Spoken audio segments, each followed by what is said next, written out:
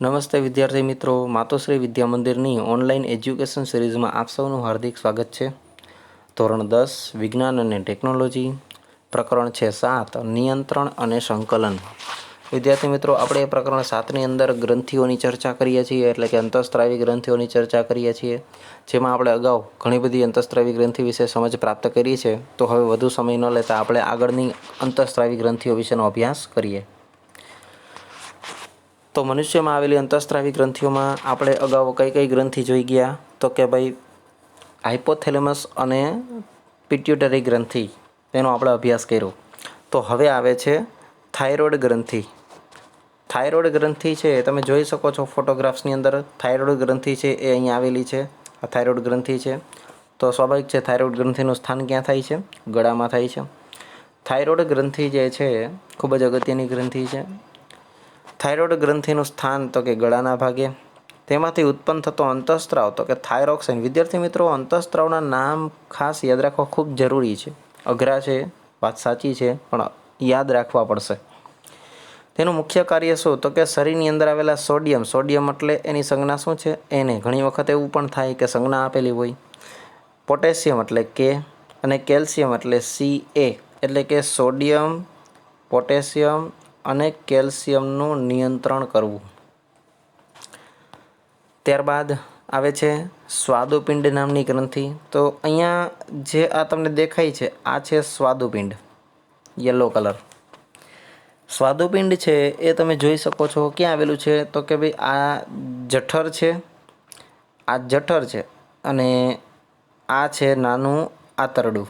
તો જઠર અને નાના આંતરડાની વચ્ચેના ભાગમાં છે એ આવેલું છે। તો અહીંયા સ્વાદુપિંડનું સ્થાન છે એ પણ એવું જ થશે। શું આવશે? તો કે ઉદરમાં। ઉદરમાં એટલે પેટના પોલાણમાં, જઠર અને નાના આંતરડાની વચ્ચે। તેમાંથી ઉત્પન્ન થતો અંતઃસ્ત્રાવ તો કે તેમાંથી ઇન્સ્યુલિન નામનો અંતઃસ્ત્રાવ છે ઉત્પન્ન થાય છે। મેં હમણાં જ વાત કરી હતી કે નામ છે થોડા બધા અઘરા છે, પરંતુ યાદ રાખવા ખૂબ જરૂરી છે। તેનું કામ શું? તો કે રુધિરમાં રહેલી શર્કરાનું પાચન કરવું। આપણા બ્લડની અંદર, આપણા લોહીની અંદર જે શર્કરા એટલે કે વિદ્યાર્થી મિત્રો, જ્યારે પણ ગળ્યું ખાય, કાંઈ પણ ગળી ચીજ વસ્તુ ખાય, મીઠી ચીજ વસ્તુ ખાય, સ્વીટ ખાય, ત્યારે આપણા શરીરની અંદર ભરપૂર માત્રામાં શર્કરા છે એ આવે છે, અને એ બ્લડની અંદર ભળે છે, એનું પાચન થાય છે। પરંતુ શર્કરાનું જો પૂરતા પ્રમાણમાં પાચન ન થાય તો ઘણી બધી તકલીફ થાય। અહીંયા ખાસ આપણે નોંધ મૂકેલી છે વિદ્યાર્થી મિત્રો, જો સ્વાદુપિંડમાંથી પૂરતા પ્રમાણમાં ઇન્સ્યુલિન ઉત્પન્ન ન થાય તો રુધિરમાં રહેલી શર્કરાનું પાચન થતું નથી। વિદ્યાર્થી મિત્રો, આપણા શરીરની અંદર આવેલા જે સ્વાદુપિંડ નામની જે ગ્રંથિ છે, તેમાંથી પૂરતા પ્રમાણમાં ઇન્સ્યુલિન ઉત્પન્ન થવો ખૂબ જરૂરી છે।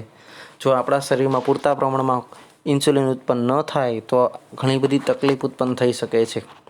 કારણ કે ઇન્સ્યુલિન પૂરતા પ્રમાણમાં ઉત્પન્ન ન થાય તો શર્કરાનું પાચન ન થાય, ને શર્કરાનું પાચન ન થાય તો આપણા બ્લડમાં શર્કરા પાચન થયા વગર એમને પડી રહીએ, અને જે આપણા બ્લડની અંદર પછી ગઠ્ઠા જામે, અને એના કારણે ઘણી વખત બ્લડ પ્રેશર અથવા તો હાર્ટ એટેક કે બ્રેઇન સ્ટ્રોક જેવા ઘણા બધા પ્રકારના બીમારીઓથી તાત્કાલિક મૃત્યુ થવાની સંભાવના છે રહે છે। માટે ખૂબ જ જરૂરી છે ઇન્સ્યુલિન આપણા શરીરની અંદર। ઇન્સ્યુલિનની ઉણપ, જો વિદ્યાર્થી મિત્રો હમણાં આપણે વાત કરી કે જો ઇન્સ્યુલિન પૂરતા પ્રમાણમાં ઉત્પન્ન ન થાય તો શું થાય? તો કે જો આપણા સ્વાદુપિંડમાંથી પૂરતા પ્રમાણમાં ઇન્સ્યુલિન ઉત્પન્ન ન થાય તો આપણને ડાયાબિટીસ થઈ જાય। કારણ કે આપણા બ્લડની અંદર સુગર પાચન થયા વગર એમને પડી રહીએ તો એને ડાયાબિટીસ કહેવાય છે, જેને મધુપ્રમેહ પણ કહેવામાં આવે છે।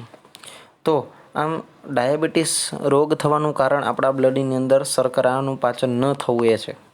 તો ઇન્સ્યુલિનની ઉણપ જેનામાં હોય તો એને કઈ કઈ બાબતની કાળજી રાખવી પડે, શું ઉપાય કરવા પડે? તો કે સ્વાભાવિક છે કે મધુર વસ્તુઓનું એટલે કે મીઠી વસ્તુઓનું સેવન કરવું ન જોઈએ, અથવા તો બિલકુલ ઓછું કરવું જોઈએ। કારણ કે જેમ તમે ગળી વસ્તુ ઓછી ખાશો, મીઠી વસ્તુ ઓછી ખાશો, એમ તમારા શરીરમાં શર્કરાનું પ્રમાણ ઓછું રહેશે। કારણ કે ઓલરેડી જ એક તો પહેલેથી ઇન્સ્યુલિન ઓછો ઉત્પન્ન થાય છે, અને જો મીઠી વસ્તુ વધારે ખાવામાં આવે તો શર્કરાનું પાચન ન થાય અને ઘણા બધા પ્રોબ્લેમ થાય। માટે ખૂબ ગળી વસ્તુઓ એટલે કે મીઠી વસ્તુઓ ઓછી ખાવી અથવા ન ખાવી। ત્યારબાદ છે ઇન્સ્યુલિનના ઇન્જેક્શન લેવા। વિદ્યાર્થી મિત્રો, હાલની અંદર અત્યારે વર્તમાન સમયની અંદર ઘણા બધા આવા ડાયાબિટીસના દર્દીઓ છે, અને ઇન્સ્યુલિનના ઇન્જેક્શન છે સમયાંતરે લેવા પડે છે। આ ઉપરાંત છે નિયમિત કસરત કરવી। તો આ તો બધા માટે લાભકારી છે, કસરત તો કરવી જ જોઈએ બધા માટે। બરાબર, કારણ કે કસરત કરવાથી શરીરની અંદર જે શર્કરા છે, જે ચરબી છે, એનું પાચન થાય છે. જો વિદ્યાર્થી મિત્રો તમને આ વિડીયો પસંદ હોય તો તમે લાઇક કરો, શેર કરો અને તમારા વોટ્સઅપ સ્ટેટસની લિંકમાં રાખો કે જેથી અન્ય વિદ્યાર્થી મિત્રો તેનો લાભ લઈ શકે, ઉપયોગ કરી શકે. Thank you.